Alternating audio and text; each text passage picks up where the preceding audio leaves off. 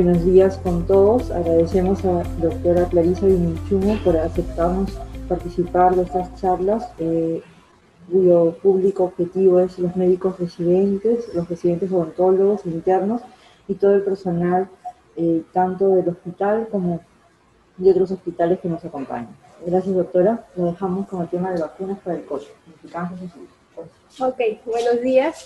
Bueno, el tema que vamos a tratar es un tema de bastante vigencia porque en ese momento ya empezaron se inició la vacunación aquí en el Perú y tenemos que conocer la vacuna que se nos está aplicando y las vacunas que probablemente lleguen en el futuro, ¿no?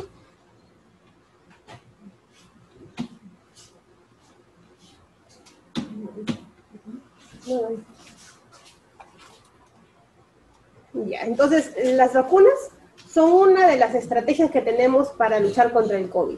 No son la solución al problema, porque mientras no haya la inmunización colectiva que se quiere lograr con las vacunas, que corresponden más del 80% de la población por las variantes, en realidad una enfermedad inmunoprevenible con tener una inmunoprotección de 60% era suficiente, pero con las variantes que tenemos del coronavirus es probable, se necesita que la inmunoprotección de rebaños llegue a un 80%, y aún están en investigación en este momento si las vacunas que se están aplicando van a tener cobertura lo posible para las otras cepas que están apareciendo y que van a suceder porque como pandemia y mientras haya casos, el virus tiene una oportunidad de mutar y esas mutaciones probablemente no se pensaron cuando se desarrolló la vacuna. Quizás una de las vacunas más potentes se refieren en cuanto al control de las cepas, pudiera ser la vacuna de virus inactivo, pero en realidad eso solamente va a quedar en la probabilidad, mientras no se tengan estudios que demuestren que esta vacuna, aún con los cambios de cepas o las modificaciones genéticas que se están dando en este virus, pudieran desarrollarse, ¿no? Entonces, vamos a para recordar, ¿no?, que nosotros que estamos viviendo esta pandemia, en diciembre del 2019, más o menos para el 5 de diciembre, empezaron a haber casos de pacientes que hacían problemas respiratorios y en realidad ya no llamó la atención hasta el día 30 de diciembre, que sí, efectivamente, habían 27 pacientes que eran personas adultas que tenían insuficiencia respiratoria severa, que habían tenido como común haber estado, un punto común, haber estado en el mercado de Wuhan.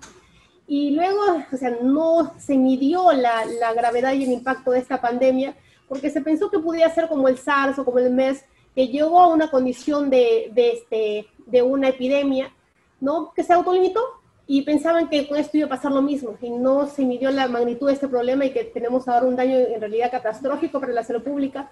Todos los sistemas de salud han colapsado en los países más ricos del mundo y bueno, y nuestro país con recursos limitados mucho más, ¿no?, por la magnitud de la enfermedad, la cantidad de casos, por la severidad de los mismos, porque todavía no tenemos bien concientizado el mensaje de que, que no deberíamos automedicarnos, y muchos de los pacientes que estamos viendo hoy llegan graves, politratados, con una polifarmacia que en realidad en los primeros días de los brotes, cuando nosotros veíamos, eran pacientes que venían tratados por médicos particulares que les daban aspirina, warfarina y enoxaparina, y los primeros pacientes en la primera ola se nos morían por sangrado.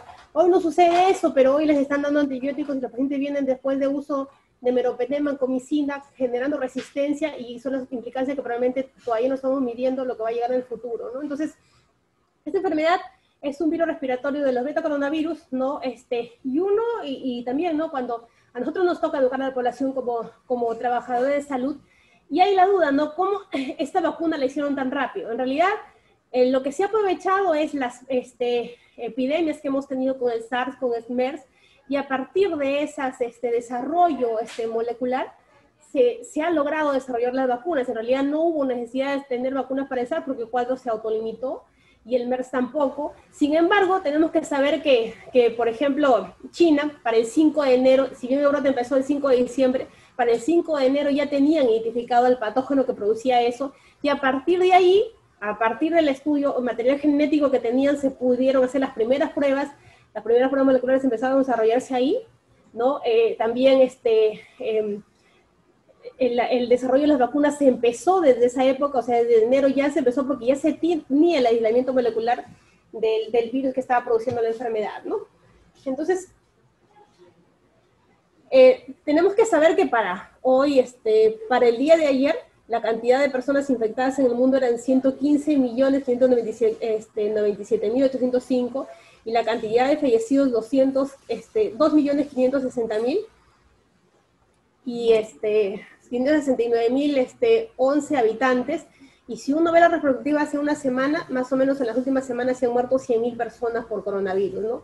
Cuando vemos la data de aquí del país, la región más afectada en este momento es Lima, pero la tasa de letalidad más alta en este momento la tenemos en La Libertad. Y para la semana pasada, para el 27 de febrero, la tasa de letalidad llegaba a 3.42 y para esta semana la tasa de letalidad en el país llega a 3.5 y es porque los pacientes están llegando muy tarde a los establecimientos de salud, ¿no?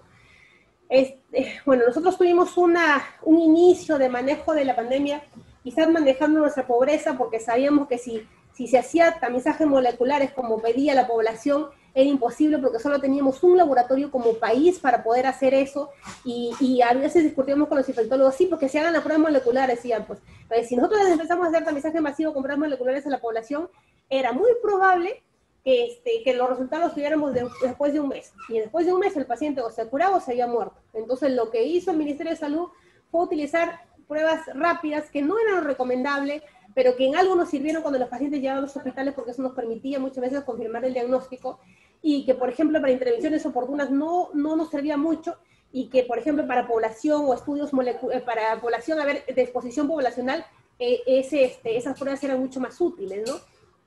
Ya eso se está cambiando porque ya todos los hospitales, todas las regiones ya tienen laboratorios moleculares y eso es un avance como país porque nos permite a lo mejor hacer cercos epidemiológicos más temprano y intervenir oportunamente, porque cuando llegábamos a una población donde las pruebas serológicas eran positivas, ya el virus había pasado, ¿no? Entonces, hoy, por ejemplo, con las pruebas moleculares ya tenemos algunas condiciones que nos ayudan a intervenir más rápido, pero vemos que todavía las estrategias del gobierno todavía no se dan para poder hacer ese control como se está haciendo en otros países, ¿no?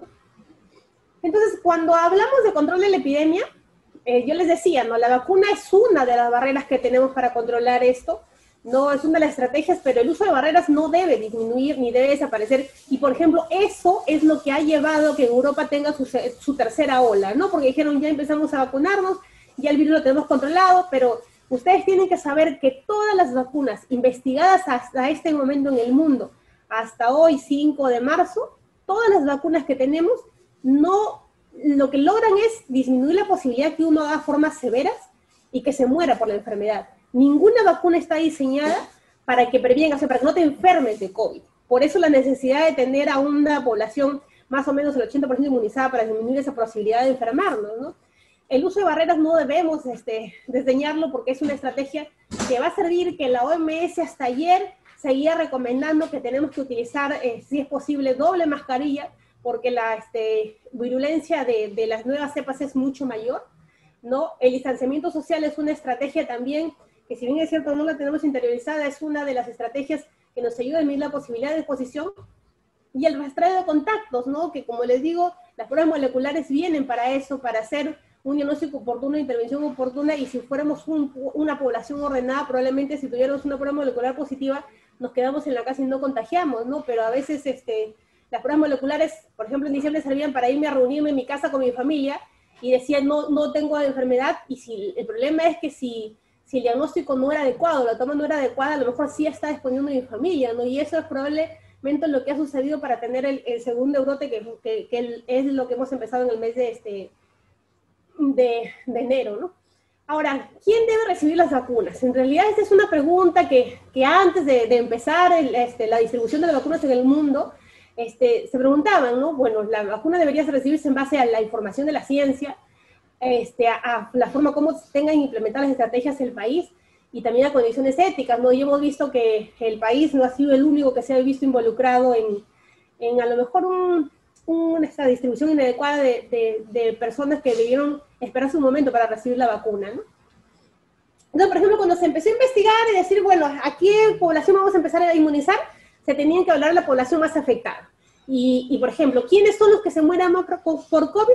Son personas mayores de 85 años, la tasa es muy alta, ¿no? Entonces, a partir de ahí se planteó que los primeros grupos en inmunizarse deberían ser la población adulta mayor, porque en realidad son los más afectados, son los que más se mueren, ¿no? O sea, y decían, bueno, pero si están en la casa, entonces están protegidos. No, pues porque si una persona joven que va a hacer su trabajo porque le corresponde hacer, que no tiene factores de riesgo, y llega el virus a la casa, probablemente la persona joven disminuye las posibilidades de hacer alguna enfermedad, pero una persona adulta mayor que está en la casa, sí hace la enfermedad y se puede morir, que nosotros hemos visto eso, por ejemplo, en el mes de agosto, septiembre, cuando empezó a bajar la ola, que veíamos que los pacientes decían, pero si las personas adultas mayores no salen, y era que la familia se le estaba trayendo el virus a la casa y a partir de ahí se exponían, ¿no? Entonces, cuando se evalúa alguna otra condición, por ejemplo, la inmunosupresión, sí es cierto, es importante, pero en realidad no es tan alto como tener más de 85 años para desarrollar la enfermedad. Los pacientes, aún con el problema de un compromiso pulmonar crónico, tampoco tienen tanto riesgo como el principal, que es la edad, ¿no? Y bueno, y esto ha cambiado también, porque ustedes tienen que saber que la primera ola, la población adulta era la más que se comprometía, casi no teníamos gente joven hospitalizada. Sin embargo, en esa segunda ola, con las variantes que todavía no están siendo investigadas en el país, sí tenemos cada vez gente más joven. El paciente más joven que hemos tenido nosotros hospitalizado es un paciente de 21 años, y hemos tenido en este mes varios pacientes de entre 25 y 27 años que han ingresado a la UCI, ¿no? Entonces, la edad, por ejemplo, es un parámetro que está cambiando para en el riesgo de exposición y severidad de COVID, ¿no? Entonces, cuando se evalúa, por ejemplo, este es un estudio hecho en Colombia, de qué variantes condicionan el paciente se enferme más, y, por ejemplo, el estar en la casa es un factor. Por ejemplo, aquí, los que menos se infectaban de COVID eran las personas las que más se infectaban de COVID eran los que estaban en casa, eran los pacientes entre 60 y 80 años, ¿no?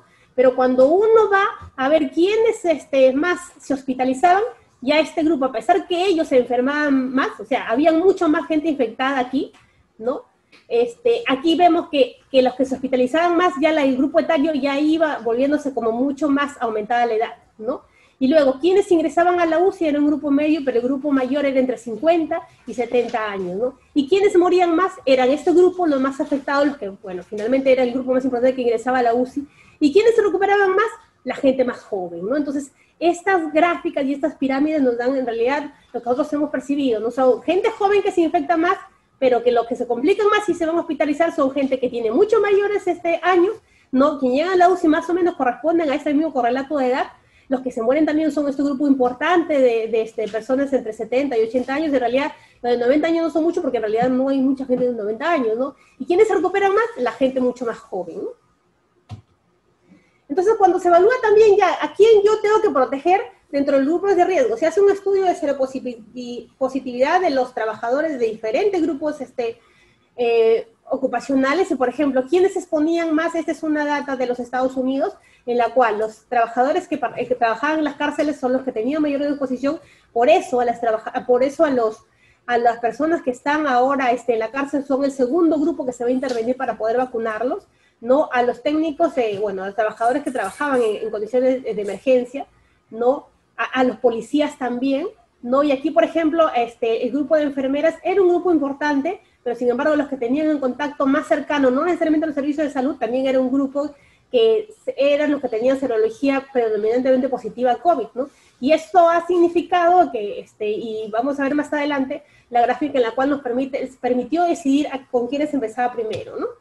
Entonces, por ejemplo, este es un gráfico que a partir del cual se estableció porque esta política de vacunar primero a los trabajadores de salud y a los que están en contacto más cercano de riesgo no es una política del país, es una política del mundo, porque no hay muchas vacunas, entonces se tiene que ser bastante inteligente en el uso de esto y racional, ¿no? Entonces, aquí, por ejemplo, estaban en el grupo que se incluía primero y recomendaba el CDC, era personas mayores de 60 años, ¿no? Aquí incluían también a los trabajadores de salud, porque en realidad lo que se tenía que garantizar era que la atención sea continua a los trabajadores. Si el trabajador de salud se enferma, ¿quién va a atender a los pacientes finalmente, no? A los trabajadores de primera línea, ¿no? Ahí eran los bomberos, los policías, o sea, los que se encargaban de seguridad, y a los trabajadores esenciales, ¿no? Por ejemplo, aquí, ¿quién incluye los esenciales? Por ejemplo, a los que venden comidas, ¿no? O sea, ¿por qué? Porque si no se venden alimentos, entonces ¿cómo el resto de cadena va a funcionar, ¿no? Al otro grupo que ya se incluía ya en la tercera fase eran personas entre 16 y 64 años con alguna comorbilidad, y finalmente la última fase, a los 16 entre 64 años, porque las vacunas hay algunas estudiadas para esa edad, que no tuvieran ninguna condición médica, ¿no? Entonces, para hablar de vacunas tenemos que saber que la estructura general y un poquito verificada para poder entenderla del COVID, ¿no? Y lo más importante de toda esta estructura es la espícula, ¿no? O la proteína S. A partir de ahí, casi todas las vacunas se han formulado, y eso vamos a ver en los esquemas que nosotros tenemos, ¿no? También tenemos la proteína ARN, que también hay vacunas diseñadas para esta estructura, ¿no? Y la proteína lipídica, que en realidad es un mecanismo protector que tiene el virus, ¿no? Y nosotros cuando rompemos esta cadena lipídica a partir del uso de sustancias alcoholizadas es que podemos romper a este virus, ¿no? Entonces, tenemos 6 tipos de vacunas actualmente en desarrollo. Las primeras 3 vacunas son las vacunas que nosotros siempre hemos tenido en el mundo, ¿no? Que son las vacunas inactivadas, las vacunas con virus vivos atenuados y las vacunas de subunidades, en realidad son las formas clásicas como se conoce, y luego estas de acá son las vacunas de desarrollo moderno. Entonces, las vacunas inactivadas, ¿no? El ejemplo clásico es el Sinovac y el Sinopharm, que es la que nosotros estamos recibiendo en este momento en el país. La vacuna de virus vivo atenuado ha tenido sus traspiés y todavía no ha sido todavía autorizada para su desarrollo. Y las vacunas de subunidad, en realidad, son varias de las vacunas que están siendo desarrolladas en este momento, ¿no? Entonces, cuando uno revisa la data hasta el 27 de febrero de cómo estamos en vacunas, en realidad, investigaciones de vacunas han empezado como 200, ¿no? En este momento, para el 27 de febrero, o sea, para la semana pasada, en fase 1 habían 40 vacunas. ¿Qué significa fase 1? En la cual se busca la dosis que va a funcionar para que pueda utilizarse una vacuna. En la fase 2 ya tenemos la dosis, aquí tenemos que buscar qué tan segura es y qué tantos efectos adversos, qué tan eficaz es, o sea, cuánto llega la cantidad de formación de anticuerpos y qué tan segura es, ¿no? O sea, qué tantos eventos adversos nos va a producir cuando nosotros recibamos esa vacuna, ¿no? Y la fase 3 es ya terminamos la fase 2, donde ya sabemos cuáles son los efectos adversos esperados. Entonces, en esta fase ya es la fase de poblacional, donde se busca ya identificar ya en mayor número de población los efectos adversos que eventualmente pudieran tener los pacientes, porque aquí, por ejemplo, son grupos que son voluntarios, ¿no? Entonces, en este grupo ya no son voluntarios necesariamente, ¿no? Sino entran todos grupos que eventualmente lo más semejante a una población general, con algunas condiciones o factores de riesgo, pero ya adrede para buscar efectivamente si a grupos de riesgo pudiera eventualmente una vacuna producir daño, ¿no? Y tenemos las vacunas que ya tenemos autorizadas por la FDA, son 6 y aprobadas por la misma también 6. Y hay 4 vacunas que, bueno, en el estudio decidieron abandonar porque tenían muchos factores, muchas condiciones de inseguridad para aplicar en la población, ¿no? Entonces, este es un esquema que nosotros no debemos olvidar, porque en función de eso es cómo están, cómo nosotros sabemos en qué intervención va a funcionar la vacuna, ¿no? Por ejemplo, hay vacunas que nos ayudan a prevenir la infección, o sea, que yo no haga la enfermedad. Por ejemplo, la vacuna de la varicela, o sea, si yo me recibo la vacuna para varicela no voy a hacer, y por ejemplo, así funcionan las vacunas. Entonces, cuando nosotros tenemos que evaluar en qué condición o en qué escenario están con las vacunas de COVID, ninguna vacuna identificada en el mundo, trabajada en el mundo y estudiada, hasta este momento previene la infección. Todas las vacunas están actuando hasta este nivel, a que los trabajadores o que las personas no hagan la enfermedad, no lleguen a hospitalización y finalmente no mueran, ¿no? Y con eso disminuyendo la transmisibilidad, sí es cierto, ¿no? Pero en realidad ninguna vacuna en este momento que yo me coloque va a evitar que yo haga la enfermedad. La forma de que voy a hacer, probablemente si ya estoy vacunada, va a ser una forma leve de enfermedad, y eso va a depender también de la eficacia de la vacuna, ¿no? Qué tan eficaz es la vacuna para lograr anticuerpos e inmunoprotección, ¿no? Entonces recordemos esto, ¿no? O sea, las vacunas vienen o para evitar que uno ingrese a un ámbito hospitalario, para evitar que uno muera, o para prevenir la infección. En este momento, el contexto que tenemos nosotros para el COVID es que las personas no lleguen a hospitalizarse y tampoco lleguen a morir. O sea, si hagamos formas leves de enfermedad, ¿no? Entonces, para más o menos informarnos cómo funciona la vacuna, tenemos que recordar cómo es la inmunogénesis de la infección por SARS. ¿Por qué no tenemos vacunas que en ese momento prevengan la infección? Porque la enfermedad en realidad es muy heterogénea. Todavía no están determinadas algunas condiciones porque hay personas que tienen la misma edad y hacen unas formas severas y otra persona no. Sí es cierto que se han identificado algunos factores de riesgo, algunas comorbilidades que pudieran facilitar el desarrollo de enfermedad, por ejemplo, la hipertensión. ¿Por qué? Porque la hipertensión las personas que son hipertensas tienen algunos receptores que facilitan el ingreso del virus, pero no es ese determinante, porque igual vemos pacientes hipertensos que no se complican y vemos a pacientes que no son hipertensos, que no son pacientes adultos mayores, igual fallecen, ¿no? Entonces, todavía nos falta conocer mucho sobre el COVID, ¿no? Entonces, esta es la estructura que les presentaba anteriormente del COVID. La proteína S, como les digo, es la proteína más importante y a partir del cual se están desarrollando todos los prototipos de vacuna, ¿no? Y, por ejemplo, ¿qué hace el virus una vez que ingresa por nuestra vía respiratoria y va al pulmón? Lo que va a hacer es, nosotros tenemos un receptor, el AC2, y este receptor no solamente está en el pulmón, sino está en diferentes estructuras del cuerpo y entonces en todas las estructuras de nuestra economía. Entonces, cuando este receptor hay en mayor cantidad, la teoría dice que eventualmente tuviera la mayor facilidad para que ingrese el virus y hacer las mayores condiciones para producir inflamación. Entonces, y nosotros hemos visto acá, el virus ahora tiene un componente inmunogenético, familiar, porque vemos familias enteras que el virus se las está llevando, y hay familias enteras que todos los pasan con enfermedad sintomática. En realidad hay algunos poligenes que están interviniendo y probablemente sea la cantidad de receptores que tiene el cuerpo que están condicionados también a eso, aparte de las otras condiciones de cuánto yo me expongo al virus cuando yo uso mis barreras, que también es otra condición que nosotros no deberíamos descuidar, porque si decimos, bueno, si a mi familia ya le dio COVID y entonces le dio grave, entonces a mí me da grave, no necesariamente sucede eso, porque si yo tengo métodos de barrera adecuados, o sea, el uso de mascarilla permanentemente, y yo me expongo a menor cantidad de virus, en realidad la probabilidad de desarrollar la enfermedad va a ser mucho, la forma severa de la enfermedad va a ser mucho menor por la cantidad de virus que estoy recibiendo, ¿no? Pero todavía falta investigarse eso. Si esto fuera una enfermedad homogénea, créanme que no tuviéramos todavía las dificultades que tenemos ahora en el desarrollo de vacunas, ¿no? Entonces, una vez que ingresa el virus, nuestro material genético, lo que se va a producir es una replicación, ¿no? Y se liberan todos nuestros mecanismos para controlar la enfermedad. Uno de ellos es, los macrófagos van a tratar de controlar el virus, no se produce este control y entonces aquí ingresan a nuestras células presentadoras, a nuestro anticuerpo inmunocompatibilidad, y lo que van a hacer es, nuestra célula presentadora de antígeno, lo que va a hacer es tratar de desarrollar anticuerpos y a partir de allí controlar la enfermedad. Sin embargo, ¿qué es lo que dice la teoría acerca de la formación de estos anticuerpos?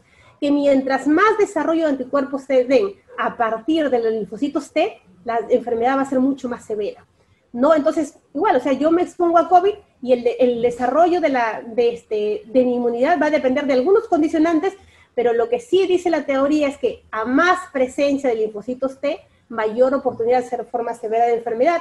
Y por ejemplo, y eso es lo que vemos cuando a un paciente le sacamos un hemograma y nosotros, cuando empezamos a conocer esta enfermedad, veíamos que un criterio de severidad era el que el paciente tenga linfopenia.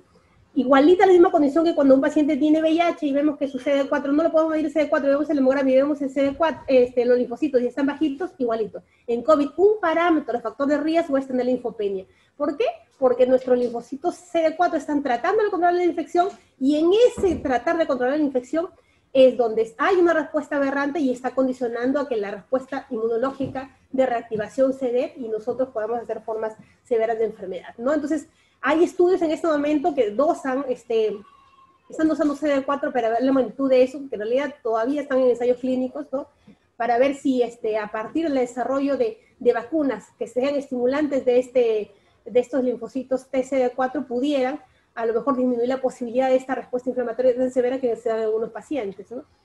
Entonces, por ejemplo, ¿a qué nos referimos cuando hablamos de vacunas inactivadas? Las vacunas inactivadas, un prototipo de ellos son el Sinovac y el Sinopharm, que son vacunas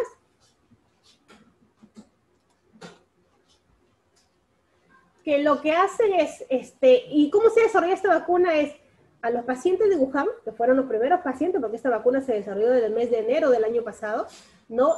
Lo que hicieron es sacar ese virus, exponerlo a condiciones químicas Y eso es lo que sucede cuando pasa en el cuerpo, ¿no? Ponemos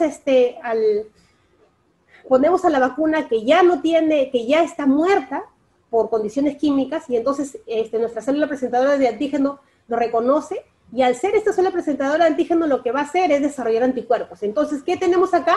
Es un virus que está muerto, que está ingresando a nuestro organismo, y lo que va a condicionar es la formación de anticuerpos. Esa es la dinámica que se produce cuando nosotros recibimos vacunas inactivadas. O sea, son vacunas que cómo se han elaborado es a partir de tener un paciente enfermo, que en caso de la vacuna de Sinopharm ha sido hecha a partir de la primera cepa de los pacientes de Wuhan, y entonces con esta cepa lo que se ha hecho es manejarlos o matar químicamente al virus, y son esas partículas que nos han sido colocadas, y a partir de eso buscamos el desarrollo de anticuerpos, ¿no? Entonces, las vacunas inactivas, un ejemplo de ellos es la Sinovac de Sinopharm. En este momento, todas estas vacunas están en fase 3. Hay diferentes países que están desarrollándose estas fases. Una de ellas, bueno, en la vacuna Sinovac en China, en Indonesia, en Brasil, en Turquía y Chile.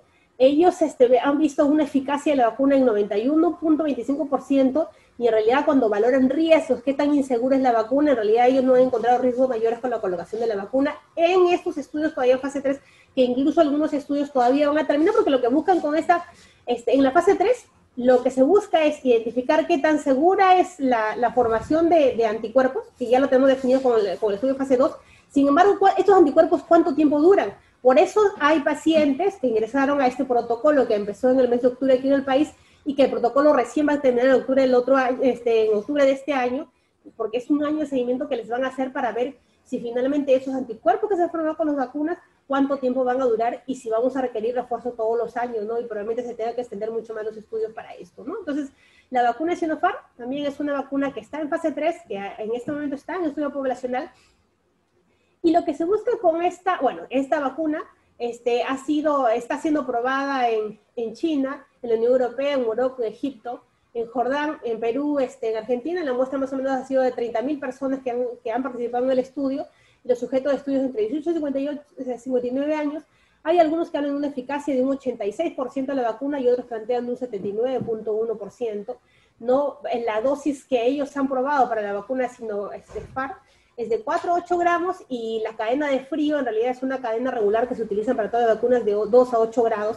Y el tamaño, el esquema que ellos plantean en el caso de Sinovac, que es la vacuna que se está aplicando en Chile, el esquema puede ser de 0 a 14 días o de 0 a 28 días. Y en el caso de Sinopharm, que es la vacuna que se está aplicando aquí en el Perú, la vacuna es de 0, se puede aplicar hoy, y el inserto de la vacuna dice hasta un mes, pero aquí en el Perú se ha quedado como esquema de vacunación al 0 y 21 días, ¿no? El precio sí es un poco oneroso, pero bueno, eso ya lo establece el mercado. Y se plantea que la capacidad de producción para finales del año 2021, para el caso de Sinopharm, sean 1 billón de vacunas, ¿no? Ahora, las vacunas de subunidades proteicas, en realidad son las vacunas que ¿cómo se hace esta vacuna? A partir de proteínas virales. Estas van a ser cultivadas en bacterias, levaduras, insectos, o mamíferos, y a partir de allí, de ese producto, es lo que al paciente le van a inocular, ¿no? A la persona que va a recibir la vacuna. Entonces, ¿qué subunidad es la que más se está utilizando? La subunidad, la proteína S1, ¿no? Entonces, una vez que está trabajada esta proteína a partir de, no el virus, sino una parte del virus, y en este caso la parte del virus que es elegido, la proteína S1, entonces a partir de allí se produce el mismo fenómeno, ¿no? Que se presenta en la célula presentadora de antígeno. Estas van a ir a producir una respuesta humoral, ¿no? Y a partir de esta respuesta humoral, primero lo que se van a formar son las células plasmáticas, y luego son las células de memoria, que son las células T, ¿no? Entonces, las subunidades de proteínas, la que tenemos en el mercado y la que se ha empezado a utilizar en la Novavax, esta se ha empezado a usar en el Reino Unido, ¿no? Esta vacuna la que plantean es que pudiera utilizarse solamente una dosis en pacientes que han tenido COVID, ¿no? Sin embargo, cuando uno va al análisis de la investigación de por qué ellos plantean una dosis, lo que ellos dicen es que, bueno, no hay muchas vacunas, y lo otro es que eventualmente con la enfermedad yo hago anticuerpos y con la vacuna yo me refuerzo, pero cuando también en el paper lo que ellos refieren es que, bueno, en realidad no tenemos muchas vacunas, y a lo mejor esto pudiera ser una alternativa para que la mayor cantidad de población reciba vacuna también, ¿no? Si reducimos a solamente una dosis, ¿no? La edad de sujetos de estudio entre 18 y 59 años, y en realidad no, ellos no han visto mayores efectos adversos cuando se ha utilizado de forma masiva, ¿no? Igual tiene una cadena de frío fácil de manejar, ¿no? De 2 a 8 grados. El esquema de vacunación es también de 0 a 21 días. Y ellos estiman que para finales de 2021 haya 2 billones de vacunas elaboradas por este laboratorio, ¿no? Ahora, la vacuna el vector viral, que es la vacuna de Oxford, la de CanSino, esta vacuna lo que hace es que los genes que codifican antígenos patógenos van a se replican en estos vectores virales. Entonces, ¿cuáles son los vectores virales que generalmente utilizan? Son los adenovirus. Entonces, poner a un virus como el COVID en una persona, no sabemos la respuesta inflamatoria que va a dar. Como les digo, hay personas que hacen una enfermedad, una sintomática, otra leve, otra moderada y otras severas. Entonces, lo que ellos han hecho es utilizar virus seguros. Y los adenovirus son virus más o menos seguros que cuando nosotros nos suponemos podemos tener a lo mejor síntomas respiratorios leves, o cuando el adenovirus produce problemas gastrointestinales, la diarrea se autolimita generalmente rápido, ¿no? Entonces, ¿cómo se desarrolla la tecnología que se desarrolla? Es esto, o sea, yo saco una partícula, una parte del material genético del virus, y lo que yo hago es inocularlo en el adenovirus, y entonces lo que voy a ingresar como vacuna es un adenovirus que tiene material genético del COVID, y a partir de ahí empiezan a desarrollarse anticuerpos, ¿no? Ahora, las vacunas conocidas de vacuna vector viral es la vacuna de AstraZeneca, la vacuna de Gamaleya, que es la vacuna rusa, ¿no? En el caso de la vacuna rusa, el adenovirus que usa es el adenovirus 26, y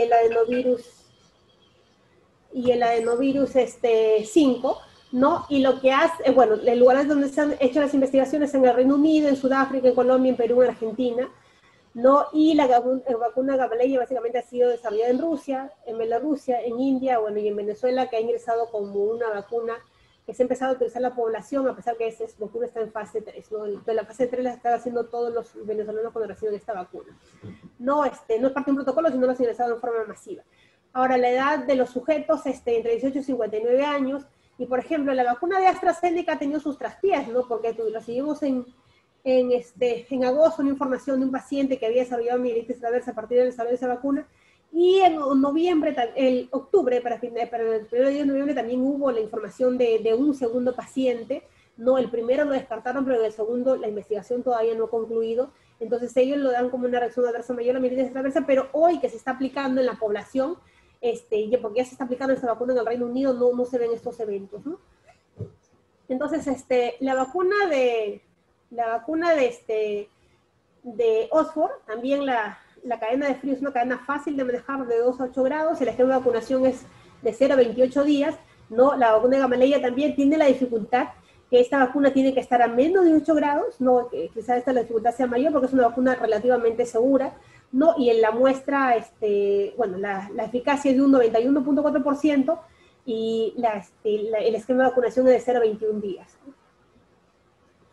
Entonces, aquí tenemos también la vacuna de ARN mensajero, que es la vacuna de Moderna, la vacuna de Pfizer, la vacuna de BioNTech, ¿no? Esta vacuna en realidad se desarrolla a partir del material genético igual, tiene la misma dinámica, ¿no? Lo que pasa es que aíslan una pequeña partícula del genoma del coronavirus, lo ponen en un cassette, y este cassette es introducido a través de la vacuna, ¿no? Entonces, esta vacuna en realidad es una vacuna relativamente nueva, es la primera vez que se usa este tipo de vacunas en alguna patología para tratar a enfermedades inmunoprevenibles. O sea, esta tecnología se tenía desarrollada hace tiempo, sin embargo lo que dice la literatura es que ha habido muchos problemas en su implementación, entonces finalmente nunca terminaron de ser vacunas. Incluso esta es una de las vacunas que la han aprobado como una condición de emergencia, pero todavía su seguridad se tiene que valorar en el tiempo, ¿no? La ventaja que tiene es que es una vacuna de fabricación rápida, ¿no? Pero si nosotros tuviéramos que ver algún antecedente de uso de vacuna de ARN mensajero, aún no hay experiencia en eso, ¿no? Ha habido el desarrollo de vacunas que se han quedado en prototipos y no han avanzado más, ¿no? Entonces, esta vacuna, la de BioNTech Pfizer, también está en fase 3, todavía, bueno, le digo, la fase 3 todavía no acaba porque no sabemos cuánto tiempo va a desarrollarse anticuerpos a partir de esa vacuna, ¿no? Por eso todavía no acaba esta fase, que es la que más, en la que primero han empezado los estudios, ¿no? El lugar donde se está aplicando esta fase es en Estados Unidos, en Alemania, ¿no? En Sudáfrica, en Brasil, en Argentina. Por eso hay alguna experiencia ya en que si las variantes pudieran funcionar o no con la vacuna, y algunos estudios preliminares que dicen que sí, ¿no? El tamaño de muestras son de 43.000 personas, ¿no? La eficacia de la vacuna llega a un 95%, y por ejemplo, esta vacuna tuvo un error en su diseño, ¿no? Porque cuando se llamó a los voluntarios se les decía, ¿sabe qué? Van a venir voluntarios que no hayan tenido reacciones de anafilaxia. Entonces, cuando ya se empezó a probar en población, sí se ha visto reacciones de anafilaxia, ¿no? Porque en realidad es como que hubo un sesgo en la selección de las personas que tenían que intervenir en este protocolo, ¿no? Entonces, por ejemplo, lo que recomienda la vacuna es que si hay algunas personas que han recibido, que han tenido reacción alérgica a la poligilina, no deberían aplicarse esta vacuna, ¿no? La vacuna de Moderna también está en fase 3, el lugar donde empezó la fase de investigación es en Estados Unidos. Esta vacuna, por ejemplo, ya tiene...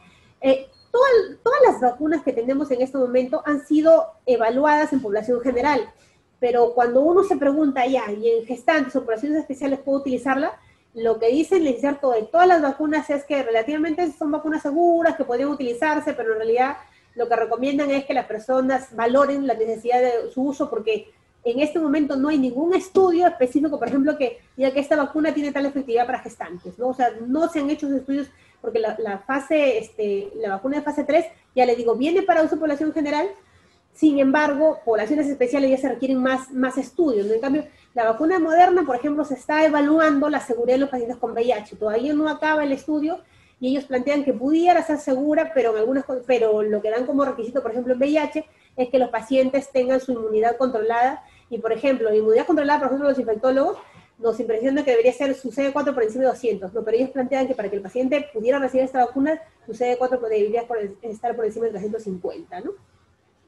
En cambio, en cuanto a la vacuna de Biotech, tiene la desventaja que el almacén tiene que estar en una cadena de frío menos 70 grados, pero les voy a decir, lo que estaba revisando algunos artículos y las recomendaciones que da el CDC, que finalmente no resulta tan ciertas, ¿no? Que vamos a ver más adelante eso, ¿no? El esquema de vacunación es de 0 a 21 días, ¿no? Y ellos se refieren a Pfizer, que tiene una capacidad para producir 1,3 billones de vacunas para este año, ¿no? Pero igual así no lo van a cubrir a toda la población. Y la vacuna Moderna, la cantidad que se usa son 100 microgramos y la cadena de frío es de 8 grados, de 2 a 8 grados centígrados, con una seguridad que solamente por un mes, ¿no? Y por ejemplo, es la eficacia. Este es un estudio donde se mide la eficacia de las vacunas a RNA mensajero. Entiéndase la Moderna de Pfizer, porque los dos fueron incluidos en el mismo estudio, ¿no?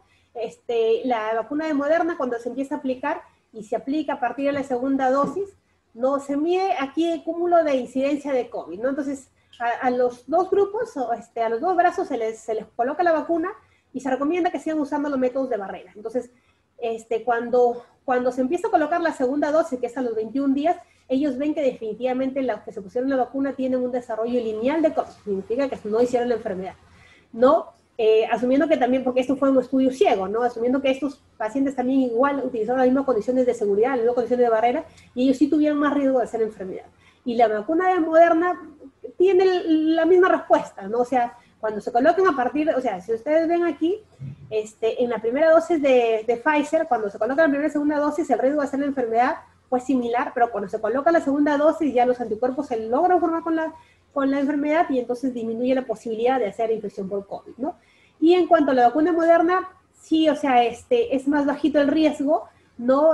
Con la primera dosis en realidad no ven la presentación de casos, y a partir de la segunda dosis ellos ven que definitivamente ya la curva se empieza a diferenciar, ¿no? Los que han recibido vacuna no hacen la enfermedad y los que no recibieron con el placebo sí tuvieron un riesgo para hacer enfermedad.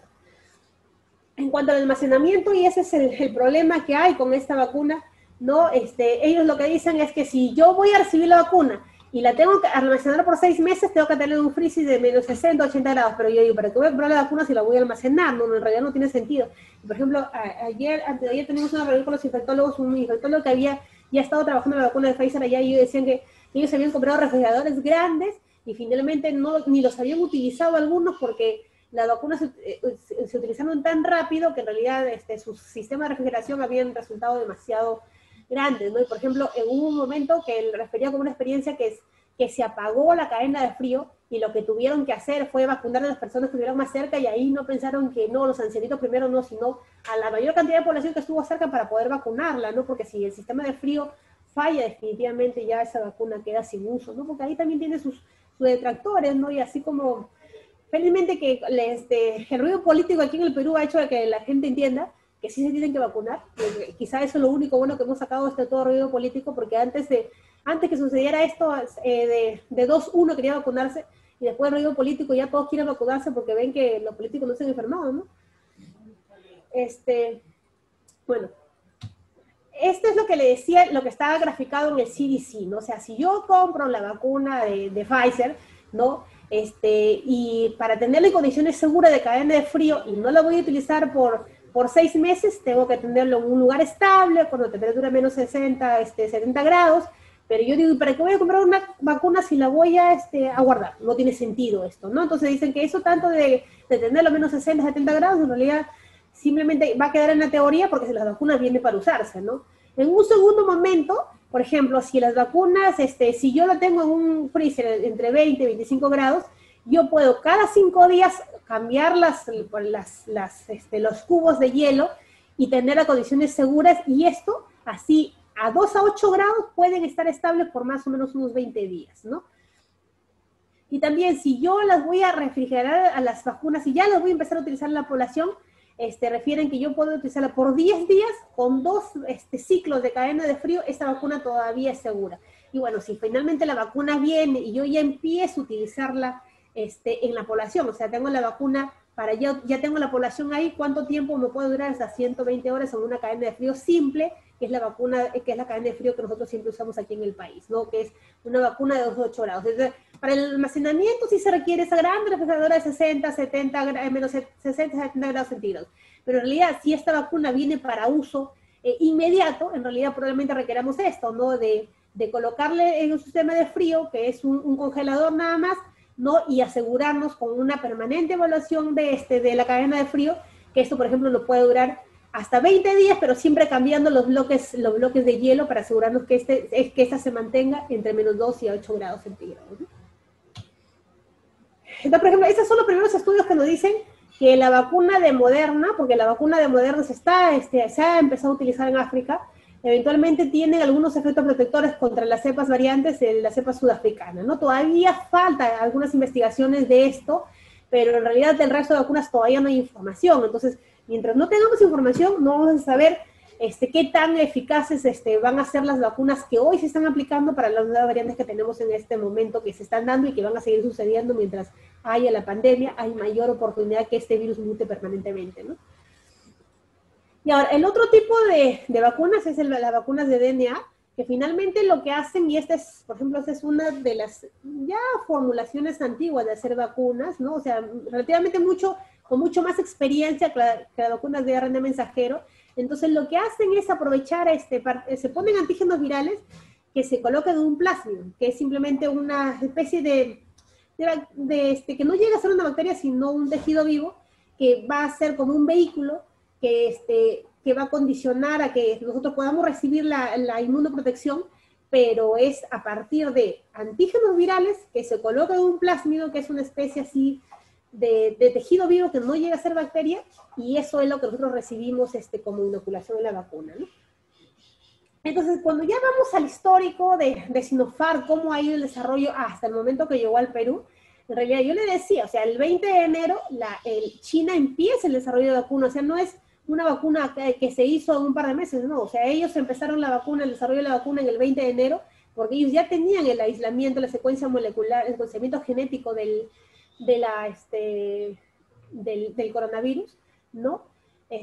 Luego, en el 13 de agosto hay la primera publicación en el JAMA, donde aparecen publicados estudios de fase 1 y 2, donde ahí buscan la dosis ideal para que sea colocado el paciente la vacuna, ¿no? En septiembre, el 14 de septiembre, la Unión Europea, en realidad la agencia reguladora de China, lo que hacen es hacer una prueba masiva en trabajadores, ¿no? Es la primera, porque era la primera línea de defensa de los que tenían que estar teniendo protegidos. Bueno, el 15 de octubre hay una publicación en Clinical Infection Disease de un estudio grande de más o menos 4.000 personas, ¿no? El 20 de noviembre Sinopharm declara que había más o menos 1 millón de personas ya habían recibido la vacuna, ¿no? Y eso porque yo no muestra ellos que a fin de año ellos ya podían celebrar fin de año y nosotros aún no, seguíamos seguir encerrados en nuestra casa, ¿no? El 9 de diciembre declaran la eficacia que llega de la vacuna a un 86% con los primeros estudios, y finalmente cuando el 30 de diciembre se aprueba, ellos dicen que la eficacia de la vacuna, a partir de todos los estudios que ellos tienen evaluados, que la eficacia llega a un 79.34%, ¿no? Entonces la eficacia de la vacuna varía entre 86 a 79.34% con algunos estudios que tienen publicados ellos, ¿no? Y finalmente el 20 de febrero llega al Perú la vacuna y es la que hemos empezado a recibir. Entonces, cuando vamos a la vacuna de Sinopharm, en realidad es una vacuna que su aplicación es intramuscular netamente, ¿no? La posología de inmunización es, según el inserto, dice de 2 a 4 semanas, pero aquí en el Perú se está aplicando, o sea, la primera dosis y a las 2 semanas se va a aplicar, sino a las 4 semanas, ¿no? Aquí en el Perú la aplicación es de 0 a 21 días, ¿no? Los síntomas y las reacciones más frecuentes que refiere el inserto de la vacuna es que hay dolor, muy frecuente dolor en el lugar de la inyección, relativamente frecuentes son fiebre, debilidad, dolor de cabeza, dolor abdominal, ¿no? Enrojecimiento en la zona de inyección, y ocasionalmente puede haber una erupción cutánea en la zona donde eventualmente uno recibe la vacuna, ¿no? Entonces, cuando vamos a las frecuencias, más del 10% me refiero muy común que hay dolor en la zona donde se aplicó la inyección. El 1 a 10% dicen que puede haber fiebre, que es temporal, que no debe pasar los 3 días, puede haber fatiga, que también no debe pasar los 3 días, y cuando ya los síntomas persisten, entonces tenemos que descartar la posibilidad que no estemos haciendo COVID, ¿no? Menos de 1% lo refieren como un sarpullido en la piel, ¿no? Donde se aplicó las inyecciones. La inyección, ¿no? Náuseas, vómitos, hay algunos problemas de somnolencia, mareos, ¿no? No han visto otros síntomas mayores con la vacuna.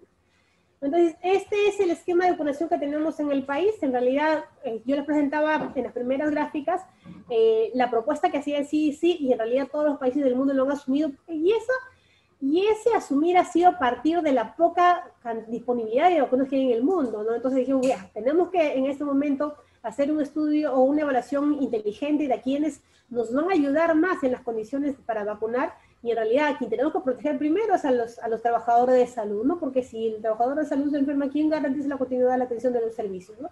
Entonces, el primer grupo de personas que han ingresado a la vacunación han sido cualquier persona cualquier personal de salud, ¿no? Independiente si esté trabajando en trabajo asistencial o trabajo remoto, porque lo que se prevé es que los trabajadores que fueron a casa por factores de riesgo, al inmunizarlos, eventualmente ya pudieran disminuir su posibilidad de infección y entonces regresar a tener un retorno laboral pronto, ¿no? Luego al personal de las Fuerzas Armadas, a los bomberos, a estudiantes de la salud, que probablemente ellos demoran un poco más porque se ha adelantado las fases y están incluyendo a los mayores de 60 años que, según el reporte del MINSA, ya empezarán la inmunización el día sábado, ¿no? Entonces, ¿y por qué se amplía o se adelanta a ellos? Por el riesgo de mortalidad que tienen ellos, ¿no? De hacer la infección. Bueno, por ejemplo, este es un estudio publicado en el JAMA en este año, el año pasado, en el 2020, ¿no? Este es un estudio donde lo que buscan es evaluar la seguridad, ¿no? Con la vacuna de Sinopharm. ¿Qué es la vacuna que estamos necesitando de Sinopharm? En realidad, en ese momento era lo que buscaban ellos era, primero, determinar la dosis. ¿Cuál es la dosis segura de aplicación de esta vacuna? Es un estudio de fase 1, ¿no? Donde ellos probaron con 2.5 microgramos, con 5 microgramos y 10 microgramos, ¿no? Y el placebo era con hidróxido de aluminio, ¿no? Y se aplicaron en ese momento inyecciones intramusculares al 0 días, al 28 días y al 56 días, ¿no? Y luego en la fase 2 ya eran personas asignadas al azar. Entonces, con el primer estudio se determinó que la dosis segura de aplicación era 5 microgramos en dos grupos, ¿no? Y esos son los resultados, ¿no? Entonces, primero, cuando buscamos eficacia, vemos cuánto de formación de anticuerpos neutralizantes hay, ¿no? Y cuánto de anticuerpos específicos para inmunoglobulina G hay. Entonces, cuando se evalúa la exposición de las personas que tuvieron la vacuna, ellos encuentran, ¿no? Que cuando uno recibe la mitad de dosis sí se logra formar anticuerpos, pero cuando cuando se evalúa esto en el primer corte, no 0, 14 días, pero cuando se evalúa esto en la segunda oportunidad a los 21 días, vemos que los anticuerpos estos se duplican, ¿no? Y cuando se evalúan ya los anticuerpos neutralizantes, aquí inmunoglobulina G específico para anticuerpos neutralizantes del COVID, lo que encuentran ellos es que para estos anticuerpos la respuesta es mucho mayor, se da a los 21 días. Entonces, sí es cierto que se logran formar anticuerpos con la primera dosis, pero en realidad con la segunda dosis se duplican, ¿no? Y esa es la razón de haber recibido nosotros en este momento 2 dosis. Entonces, los estudios de tercera fase están dirigidos para ver si con esta cantidad de anticuerpos es suficiente, si vamos a requerir una revacunación o no, que es probable que sí, pero todavía los estudios están en investigación y esto todavía falta aún mucho por conocer, ¿no? Y este es otro estudio, ¿no? Donde se evalúa la seguridad y eficacia, pero ya con mucho mayor grupo de pacientes, ¿no?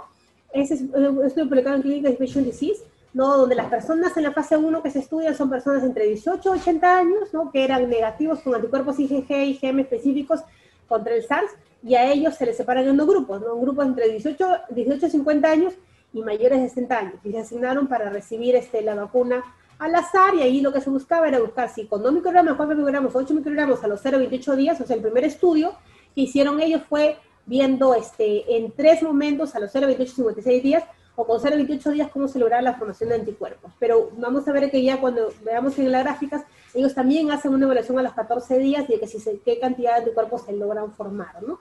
Entonces, en esta fase 2 ya solamente fueron incluidos pacientes entre 18 y 59 años asignados aleatoriamente de 1 a 1 a 1, ¿no? Y aquí lo que se buscaba era si poner la vacuna y poner con la cantidad de dosis de 8 microgramos, ¿no? Y definir si el esquema de vacunación ideal era a los 0 a 14 días, a los 0 a 21 días o a los 0 a 28 días, ¿no? Y este es el otro estudio, como le decía, el primer estudio que ellos tuvieron fue para determinar si a los 0 a 28 y 56 días era adecuado colocar la inmunización, y con este estudio, y es a partir de cuál tenemos el inserto de Sinopharm, es que logran determinar si la vacuna puede aplicarse a las 2 semanas, a las 3 semanas o terminado el mes, ¿no?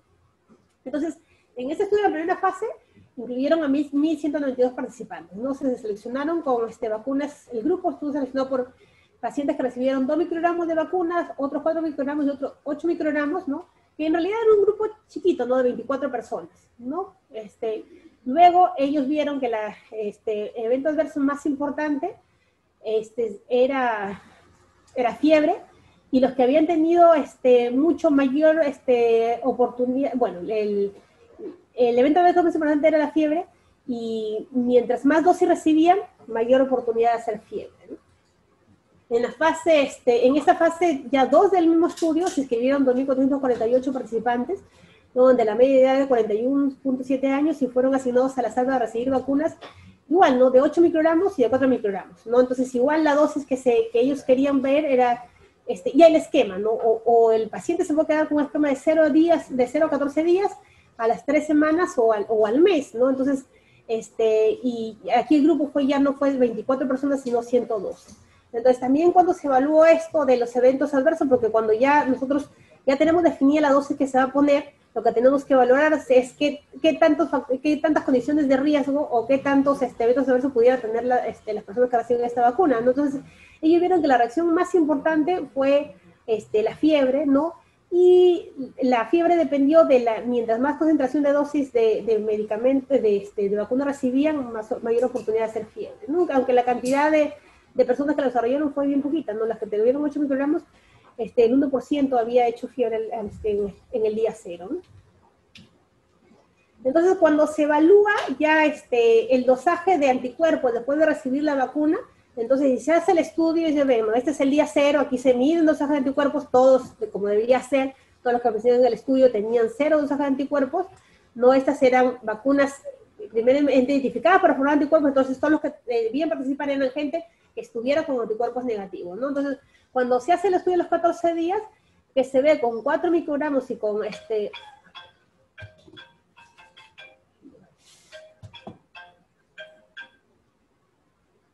Entonces, ellos ven que se logran anticuerpos a los 14 días.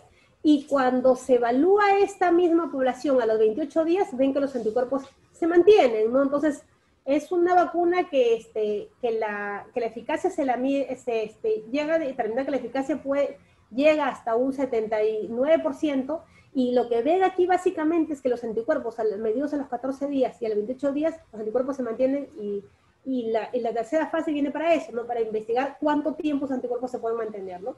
Entonces, otro evento que siempre tenemos que nosotros evaluar en vacunas son los ESAVI, que son eventos supuestamente atribuidos a vacunas o a inmunización, ¿no? Es un evento que ocurre después de la administración de una vacuna y causa preocupación, y en realidad pudiera o no estar atribuido a la vacunación. O sea, viene un paciente que recibe una vacuna y el día siguiente pudiera tener fiebre. Entonces digo, ¿sabes qué? Eso puede ser un ESAVI porque tú has recibido el día de ayer la vacuna. O por ejemplo, un trabajador que ha recibido la vacuna y el mismo día hace fiebre o hace dolor de cabeza. Entonces pudiera ser un evento atribuido a la vacuna, ¿no? Y entonces, ¿por qué se investiga eso? Porque en realidad cuando uno recibe la vacuna, el riesgo de hacer ESAVI existe, el riesgo mayor o menor, no en toda la población, y por eso se hacen los estudios primera fase 1 y 2, para identificar cuáles son los factores, no que eventualmente si los factores o las condiciones de hacer síntomas son leves, en realidad simplemente ahí no es una vacuna relativamente segura, y entonces no requiere mayores observaciones y la vacuna puede establecerse o empezarse a hacer de la población. Entonces, ESAVI es una condición en la cual leve, cuando una persona, por ejemplo, tiene dolor en el brazo y el dolor le pasa sin ninguna medicación, simplemente es un ESAVI leve, no requiere ningún tratamiento ni hospitalización. El ESAVI moderado es cuando el paciente requiere un tratamiento farmacológico, o sea, por ejemplo, tiene fiebre y la fiebre no le pasa y tiene que tomar, por ejemplo, paracetamol, o por ejemplo, el paciente requiere ser observado, o sea, es evaluado por un médico y requiere un control posterior, ¿no?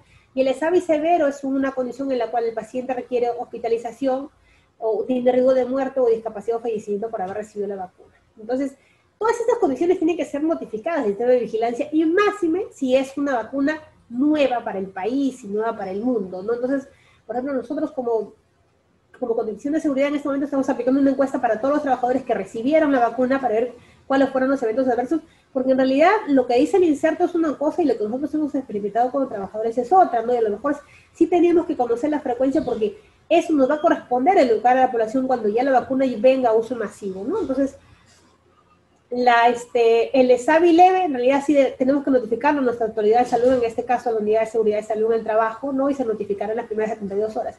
Y el ESAVI severo corresponde hacer toda una investigación para ver si realmente lo que le produjo al trabajador es un evento asociado a la vacuna, ¿no? Entonces, hay un cuadro clínico que nosotros no debemos que no debemos olvidar, que es la reacción anafiláctica, que en realidad es una reacción severa a la vacuna. Y nosotros aquí en el hospital hemos tenido trabajadores, no con reacción anafiláctica, sino con trabajadores, por ejemplo, que se desmayaron. Entonces digo, ya le echó la vacuna, entonces ya el resto de trabajadores ya no querían vacunarse. Entonces, cuando uno va a ver eso, entonces nosotros sí hemos visto, ¿no? Tuvimos en la primera, en los primeros días de la primera dosis, los trabajadores del primer día no hubo ningún problema, pero el tercer día no sabemos qué pasó, pero ese día los trabajadores les aumentaba la presión, una se desmayó, otro trabajador tuvo mareos.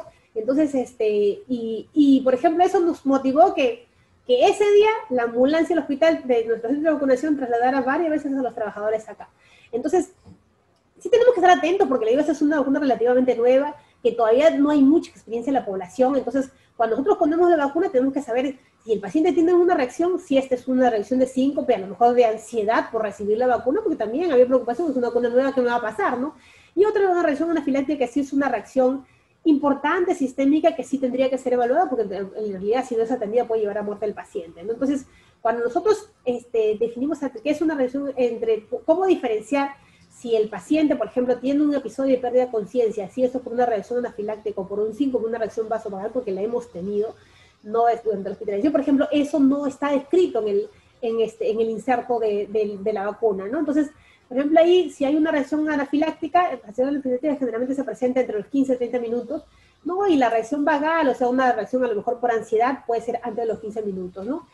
Cuando uno está en un inminente riesgo de reacción anafiláctica, tiene sensación de muerte, aproximadamente hay un exantema, ¿no? Angioedema también puede haber. Nosotros hemos tenido el reporte de trabajadores que han hecho edema de párpados, ¿no? Que no ha sido inmediatamente, sino al día siguiente o 2 días después de haber recibido la vacuna, ¿no?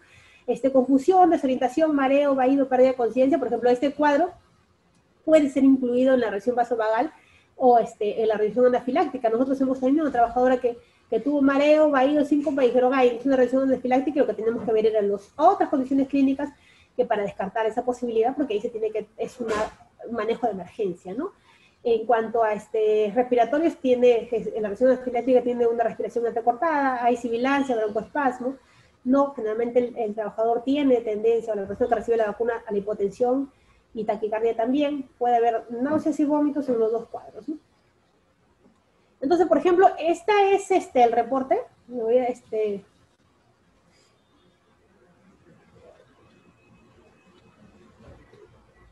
hay un evento que se llama reacciones coincidentes, que nosotros tenemos que diferenciarlo. ¿Por qué? Porque, por ejemplo, hemos tenido trabajadores que se vacunaron y 2, 3 días después hicieron fiebre, tuvieron malestar, les sacaron una prueba antigénica y sale positiva. Entonces dice, no, por la vacuna me he puesto y me he desarrollado COVID. No, con la vacuna de Sinopharm esto es imposible. ¿Por qué? Porque la vacuna es una vacuna de virus inactivos. Y al ser una vacuna de virus inactivos, lo que va a condicionar es que simple y sencillamente el virus va a hacer dos cosas. O hago anticuerpos o no hago anticuerpos. Es lo único que puede pasar con esta vacuna, ¿no? Entonces no hay forma de que una persona que reciba la vacuna de Sinopharm pueda hacer el COVID, salvo que esté en periodo de incubación cuando se vacunó, y entonces en el momento que se vacuna, yo estoy haciendo la enfermedad de mis anticuerpos y recibo la vacuna, tengo mayor oportunidad de hacer una reacción exagerada de anticuerpos, y entonces es un evento coincidente, ¿no? Pero no es COVID, ¿no? Entonces, por ejemplo, esta es la historia de un paciente, y es real, ¿no? De un médico de 55 años, que laboró en un hospital al quien el 11 de febrero, mira, el 11 de febrero a las 9 de la mañana fue a administrar la primera dosis de vacuna de COVID, ¿no? De Sinopharm. En su hospital, ¿no? Previo a vacunarse, él se hizo una prueba rápida de COVID-19 y fue no reactivo. Ya, en primer lugar, ¿por qué se hizo la prueba rápida si la norma no dice que tengamos que hacer? A lo mejor tenía síntomas de enfermedad, y ustedes saben que la prueba rápida no es una prueba para diagnosticar enfermedad aguda, sino simplemente es una prueba para demostrar si ha habido exposición a través de anticuerpos, ¿no? Y generalmente esa prueba, cuando sale de exposición, después del 10º día de habernos expuesto a COVID, ¿no? El mismo día de la vacunación, a las 15 horas, tiene fiebre, malestar general, ¿no? A las 9 se colocó la vacuna, a las 11 hace fiebre y dije, bueno, puede ser un ESAVI, ¿no? Entonces, el día 12 presenta fiebre, ¿no? Malestar general, tiene un ESAVI, y lo diagnostican el día 12, pues sabes que tiene fiebre, malestar general, es un ESAVI, ya, ¿no? En ese momento lo catalogaron así. Sin embargo, el día 13 de febrero persisto con cuadro febril, que cedía con la medicación, ¿no?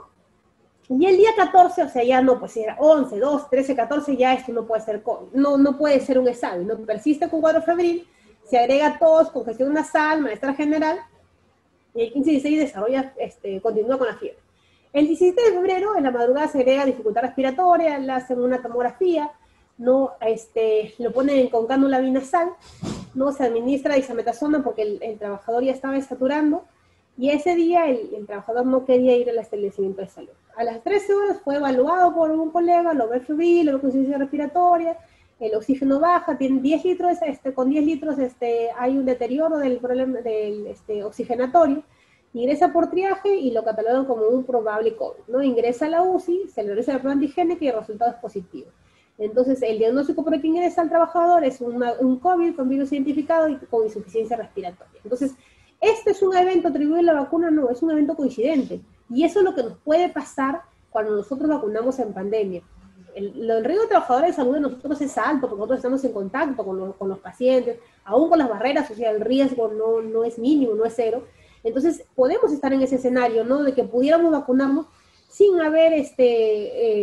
habiendo estado en periodo de incubación de desarrollo de la enfermedad, ¿no? Y eso nos ha pasado como hospital, ¿no? Hemos tenido 4 o 5 trabajadores que nos ha sucedido eso, que dicen, ay, he hecho COVID post vacuna. No es cierto. O sea, él ha tenido, y con nosotros vamos a ver el análisis y el historial de los trabajadores, eso sucedido, ¿no? Habían tenido una exposición, o sea, habían sido evaluados sus días previos por el médico de personal. Entonces le digo, ya, ¿por qué te vas a evaluar el médico de personal si tú estás sano? Entonces, ahí haciendo un análisis retrospectivo, hay gente que no ha debido vacunarse, ¿no? Porque sí, porque la directiva dice, si yo tengo síntomas de COVID o estoy en contacto con COVID, no debería vacunarme, pero decimos ya, pues si estoy en contacto con COVID, ningún trabajador de salud debería vacunarse, porque todos los que estamos en el hospital estamos en contacto con COVID en mayor o menor magnitud, ¿no? Sin embargo, ese contacto se minimiza cuando utilizamos las barreras. Entonces, todos hemos firmado un consentimiento donde dice, ¿sabes qué? Yo estoy, si bien es cierto, tengo contacto con COVID, siempre he usado barreras, entonces no debería ser mi riesgo. Entonces, por ejemplo, ¿qué pasa si un trabajador en su casa tiene personas con COVID? Y en la casa generalmente no usan mascarilla. Entonces, por ejemplo, esos trabajadores no deberían vacunarse. ¿Por qué? Porque si yo tengo una persona en casa con COVID, tengo riesgo de estar en periodo de incubación, y si recibo la vacuna, estimular a mi cuerpo a recibir anticuerpos con los anticuerpos naturales que estoy haciendo por la enfermedad, entonces tengo la posibilidad de hacer una forma severa de COVID, ¿no? Y no por la vacuna, sino simplemente porque la enfermedad me va a producir anticuerpos y le estoy adicionando una condición adicional para que se formen más anticuerpos, ¿no? Entonces, la vacuna administrada está constituida, como le digo, por virus inactivos, por lo cual no puede producir enfermedad bajo ninguna circunstancia. No, las vacunas de virus atenuado, por ejemplo, la vacuna de fiebre amarilla que tenemos en el país sí produce enfermedad, pero no tenemos en este momento ninguna vacuna que esté en el mercado con virus atenuado de COVID, porque en realidad, mientras no tengamos la magnitud de la enfermedad, cómo va el cuerpo responder a esta exposición a un virus vivo atenuado, en realidad va a ser bien difícil que todavía no hay ningún ensayo que haya salido para vacunas con virus vivo atenuado, ¿no? No es factible que el virus muerto llegue a la faringe para dar una prueba antigénica positiva, o sea, no es posible. O sea, yo me hago la prueba antigénica y sale positiva después de haber vacunado, ¿sabe que yo estaba desarrollando COVID cuando recibí la vacuna, ¿no? La investigación, en realidad, epidemiológico mostró que en su consulta se veía un paciente con COVID que tenía un negocio relacionado también a la venta de oxígeno, ¿no? Bueno, en realidad no es realmente la venta de oxígeno en el caso de nosotros, sino lo que tenemos que valorar es qué tan seguros hemos estado en el ambiente hospitalario cuando nos hemos relacionado con nuestros compañeros, ¿no? Por ejemplo, un momento inseguro es cuando nos sacamos la mascarilla cuando vamos a comer acá, ¿no? Entonces, el usar mascarilla nos protege, ¿no? Pero cuando nosotros estamos en condiciones, y por eso siempre se insiste en la gestión de que si voy a almorzar lo hagas solo, ¿no? Porque en realidad el de tu costado puede tener COVID. Ahora se va a disminuir la posibilidad, como les digo, pero el riesgo de no ser COVID es cero, ¿no? Y también tenemos que saber que los anticuerpos que se forman con los anticuerpos se forman después de los 7 días, no se forman antes.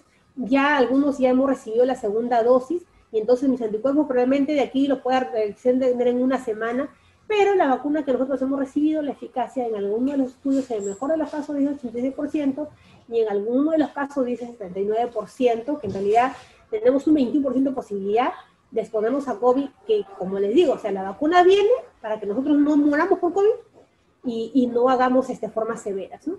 Entonces, lo que les contaba de este relato, de ese trabajador que había tenido COVID, que desarrolló vacuna, es un evento que ha sucedido en todo el mundo. Por eso la Sociedad Española de Medicina Familiar y Comunitaria, ellos hacen sus criterios para descartar infección aguda por SARS-CoV después de la vacunación. SARS-CoV después de la vacunación. Por ejemplo, dice, si una semana post-vacunación, o sea, indistintamente si yo recibí la primera dosis o la segunda dosis, supuestamente con la segunda dosis ya tengo algo de anticuerpos, pero igual puedo desarrollar COVID, porque no le digo, la vacuna no tiene una eficacia del 100%, ninguna vacuna en el mundo en ese momento tiene una eficacia del 100%. Entonces, si el trabajador hace una fiebre prolongada más de 3 días, que es lo que le pasó al trabajador, con aumento progresivo de la intensidad de la fiebre, escalofríos, astenia, mialgias, tengo la posibilidad de estar desarrollando COVID, ¿no? El inicio de sintomatología generalmente se asocia a la vacunación a partir del 3er día, o sea, cuando una persona piense que puedo decir, oye, esto es un evento asociado a la vacuna, si el evento se asocia después del 3er día, generalmente puede ser una infección COVID que no tiene nada que ver con la vacuna, pero que es un hecho coincidente, ¿no? Entonces, también hay que tener en cuenta que la presencia de otros síntomas, por ejemplo, tos, sensación de falta de aire, o ajonesia, que es la pérdida del sabor, entonces también, o dolor torácico, también pudiéramos estar pensando que el paciente pudiera estar desarrollando COVID después que se recibió la vacunación, pero yo le digo no por la vacuna, sino que porque los anticuerpos todavía no están insuficientemente formados, ¿no? Entonces, por eso no debemos de bajar la guardia, no debemos de dejar de usar mascarilla, de lavarnos las manos, y siempre tener disponibilidad. Si no nos podemos lavar las manos, tener alcohol, gel para poder higienizar las manos, ¿no? Y a partir de la primera semana de vacunación, cualquier persona con cuadro de infección respiratoria de aparición súbita que cumpla criterios sospechosos de COVID, en realidad tiene posibilidad de desarrollar la enfermedad, pero en realidad si la vamos a desarrollar post vacuna, nuestros síntomas van a ser leves, ¿no? Entonces, nosotros pensamos que es un ESAVI, es los síntomas las primeras 72 horas, es probablemente esto se atribuye a al efecto de la vacuna, ¿no? De tener fiebre, malestar.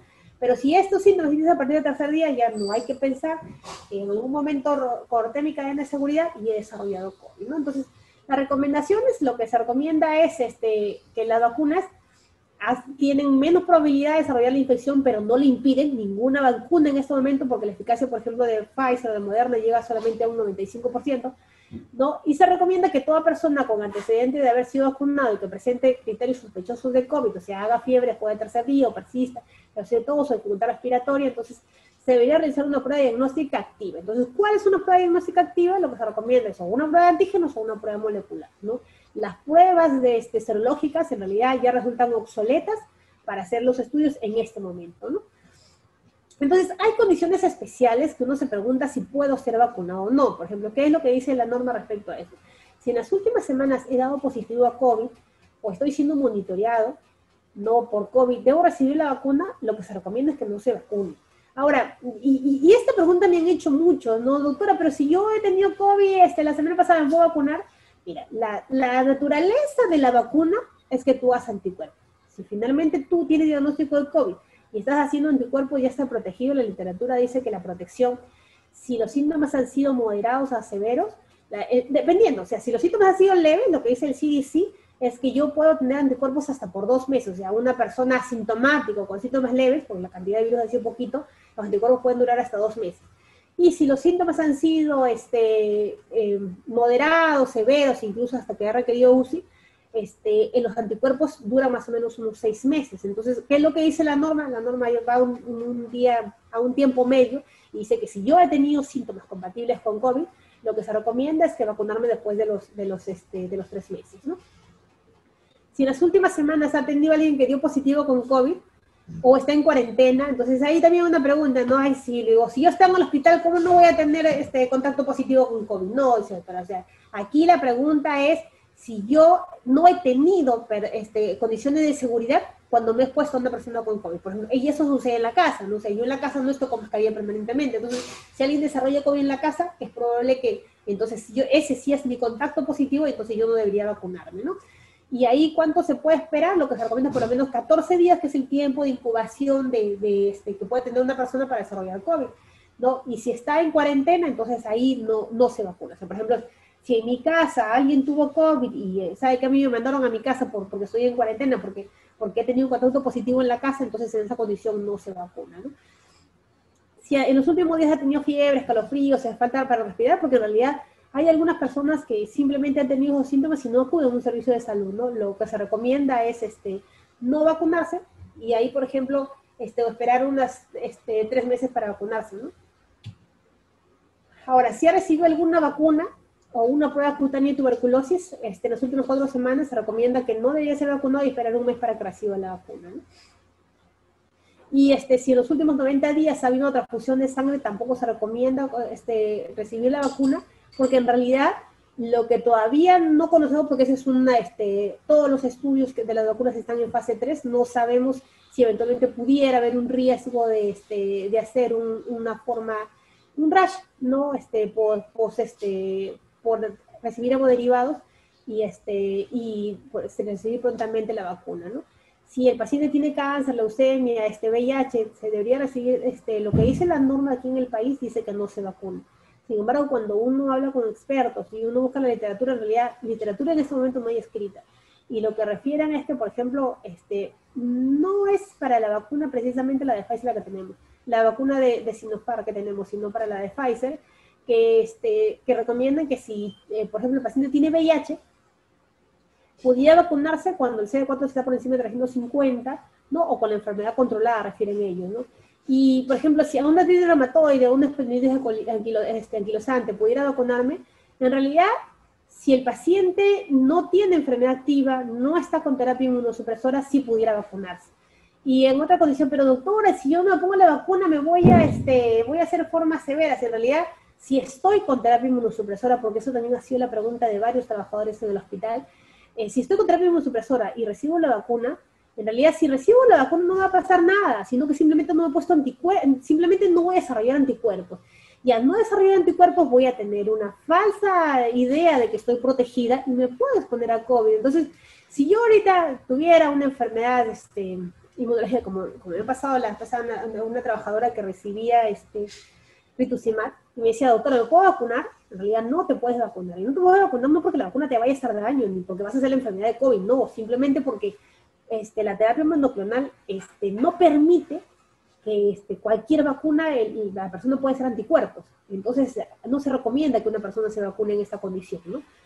Y en cuanto a las gestantes, en realidad no hay ningún estudio, no hay ninguna investigación hecha por ninguna de las vacunas que de seguridad en gestantes, y entonces lo que se recomienda es, pero la vacuna segura, si no la vacuna segura es la vacuna de Sinopharm, del virus inactivo. Lo que se recomienda es que la vacuna sea después del 20 días de haber salido gestando la persona, ¿no? ¿Por qué? Porque en las primeras semanas de gestación nos pone el bebito y en realidad ahí no tenemos ningún estudio de seguridad, ninguna medicación pudiéramos exponerlo, ¿no? Esta es la literatura y no sé si tienen alguna pregunta que hacer.